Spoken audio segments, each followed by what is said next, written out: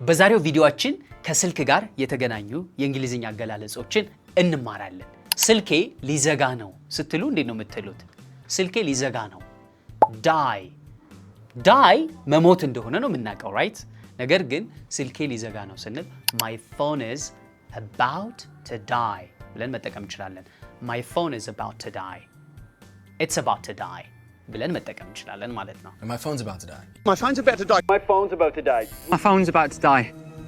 ዘግቷል ኦልሬዲ ከሆነ ደግሞ my phone died ብለን መጠቀም እንችላለን። my phone died. Sorry guys, my phone died. My phone died. My phone died. ሌላው ደግሞ ለምሳሌ 5% አለው 6% or 10% ብትሉ I am at 5% ማለት ይቻላል።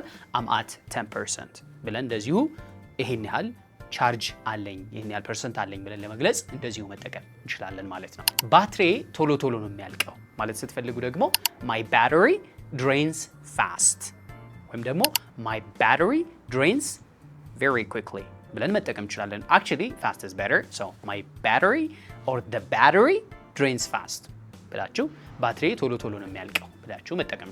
ባትሪ እያለቀብኝ ነው ለማለት እንደዚሁ ሌላ አገላለጽ አለ። ለምሳሌ I'm running out of battery.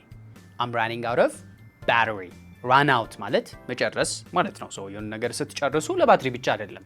I'm running out of food. I'm running out of money. I'm running out of cash ብለን እንደዚሁ እያለቀባችሁ ያለውን ነገር እንደዚሁ መግለጽ ይቻላል። so በዚህ ኬስ I'm running out of battery ብላችሁ መጠቀም ይችላል። I'm running out of battery. I'm running out of battery, bro. Well, so it's, I'm running out of battery.